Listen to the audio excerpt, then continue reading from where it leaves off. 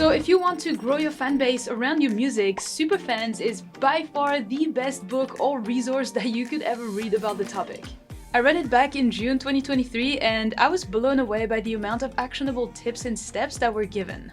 It's ultra specific, to the point, there's no filler whatsoever, and it's very applicable for us music artists. But I know that you don't like reading that much, so let me share with you the biggest social media fanbase growth lessons I learned from this book. So the first quote I want to point out is this one. People don't become superfans the moment they find you, they become superfans because of the magical moments you create for them over time. So it does point out the importance of consistency, but more than that, it also explains to us that the audience goes through a journey. And he calls it the pyramid of fandom. So first you have your casual audience that is going to transform into an active audience, which then will become a connected audience, which then will become a superfan. So your casual audience is those people that randomly finds you on the internet. Basically, they are just aware of you and that you exist. Then your active audience are people that actively chose to follow you or to subscribe to you, so your followers, your subscribers, or even people in your email list. Then your connected audience are active members that are going to engage with your content or even engage with other members of your community. They really feel like they belong in your community. And then after that, we arrive to the superfan, which is someone that will basically buy anything you produce. A digital product, a new album, new merch, literally anything. So once we know that, we can recognize that there are gonna be different types of content that are going to be created for each different types of our audience. For example, when I make videos, when I share something a bit more about me and what I like, what I stand for, stuff like that, those posts are aimed to create a community. They're not aimed to reach new people that have no idea who I am. And vice versa, when I do posts that are more likely to be shared because I share some tips or actionable steps or mind-blowing things, those are the posts that are meant to reach a new audience. I talk way more about that topic in this video right here, so feel free to watch it right after this one. So talking a bit more about sharing what I like and, the things that I stand for, this is called Break the Ice, and this is lesson number 2. Sharing your personality with your audience will make them relate to you. What's gonna happen once they get to know you is that they won't be following you just for your work, for your tips, for your videos, but they'll really follow you for you. So to do that, just share things that you would share with a friend. A new book you read, a new restaurant you just found, your new favorite TV show episode, your favorite team just won, share all this. And also be truly human, vulnerable, and authentic. It's really hard, I get it. For example, I didn't know if I was going to share about my burnout last year. But the more I shared this rough part of my life, the more I was receiving very engaged messages and emails from people telling me how helpful it was for them to see that they were not alone. And this is what really makes you look human and real and not just an AI or someone behind a logo. So for example, if you are into sci-fi fantasy movies, you could make a video that says, what if Harry Potter was an EDM soundtrack? Or had an EDM soundtrack. You get it. Everyone that loves Harry Potter will be interested, will watch your video, and they'll relate to you because they have something in common with you. It's exactly why I added self-development into the mix of my content and exactly why I'm doing this very video. Sometimes the people that come to my coaching sessions are always asking me what topic they should choose between a few different, and I always tell them to do it all, to do a mix of them all, because that's how they'll stand out. Everyone makes EDM content, for example, but does everyone makes EDM and mental health content? No, that's how you stand out. So break the ice, share more about you so that people can relate to you. By the way, let me know if you like that type of video, because I read so many books that can be easily applied to our music journeys that I would love to do more if you like it, so let me know. Alright, so next I have another quote from the book. It says, without communication, there is no community. People want to feel like they belong.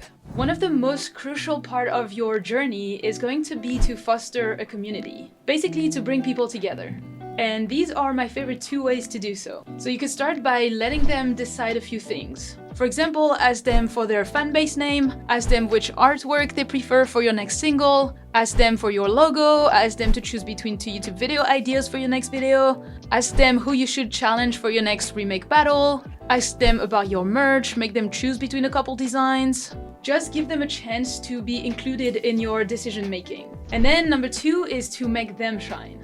I know that it's your content, it's your music and all that stuff, you want to be the center of it, but at the end of the day, you are here to also create a community, so let them shine and share their success stories as well. Let them take the stage. So for example, you could share someone's DMs, you could add some Discord role rewards, you could share people sharing your stories or posts. You can also share their accomplishments in your newsletter, like I did recently for Cheska's new product or for Kenji's new song. And speaking about releasing music, today's video is sponsored by my favorite music distributor, DistroKid. Every time I have a song to release, I just go to them, as it is for me the cheapest option out there with their yearly fee that allows me to upload as many songs as I'd like without having to pay for each release. I have been using them for the last 3 years, never had any issue, and they made it super easy for me to release my cover of Forget Me by Lewis Capaldi. All I had to do was to check one little tiny box here, and it took care of everything for me. On top of that, they make it easy for you to promote your songs, as they provide a pre-save page, a hyper-follow page, and promo cards or videos for social media. I personally took the Musician Plus plan as I wanted to be able to select my release date, but you could go even cheaper by selecting the Musician plan.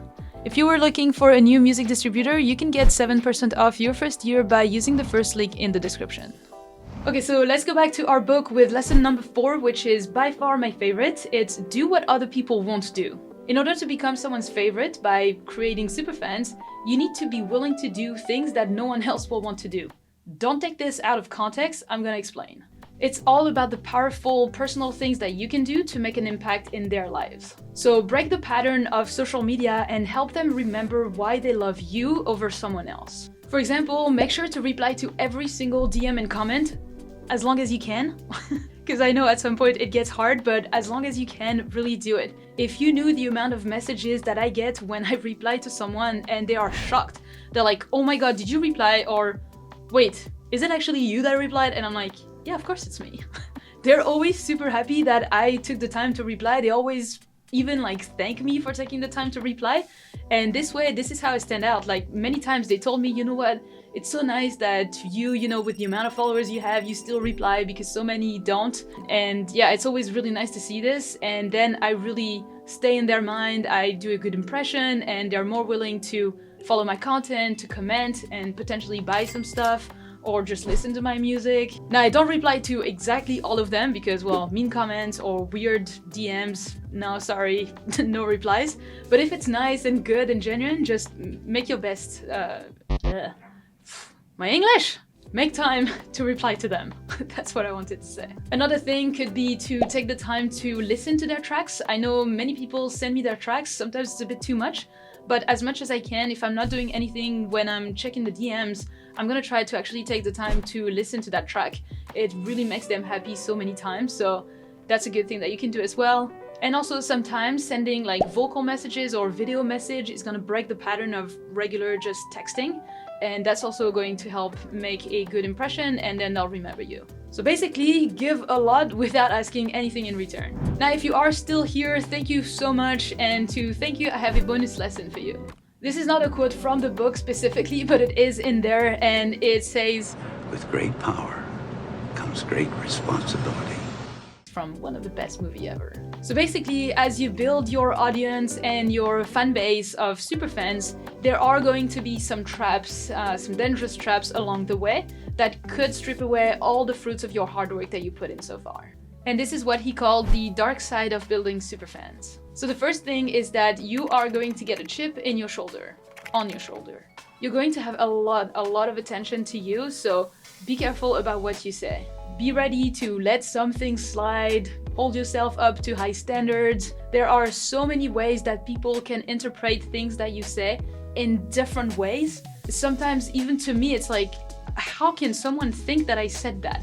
It's just crazy. It's the social media world. Sometimes you say something, you think, you know, it has this meaning to you and they're gonna interpret it in a completely different way. That doesn't make any sense, but that's just how it is. So yeah, just be careful about what you say and also just get ready to let some things slide. Sometimes I would like to reply to them, really, but I just hold myself from doing it. I have other more important things to do. And then very, very important, protect your private life. Authenticity and sharing more about you is how you build an audience, but there is such things as sharing too much. There is a very fine line, so it's up to you to decide where you draw that line and what you decide to share or not. For example, I drew the line to my boyfriend and my family. This you will never see at all because I want to keep them completely separate and safe. It's my choice to put myself on social media, not theirs. So for example, don't use your actual address, use a PO box. And also, never really share your location until you left, or when you film yourself outside for a vlog, make sure that there's nothing recognizable in the background. And I think with that, you should be pretty much safe. Now, on that note, there is so much more for you to uncover onto this book. It was one of the best read of last year for me, so I'll leave a link in the description if you want to grab it for yourself. But in the meantime, keep learning and I'll see you in the next one.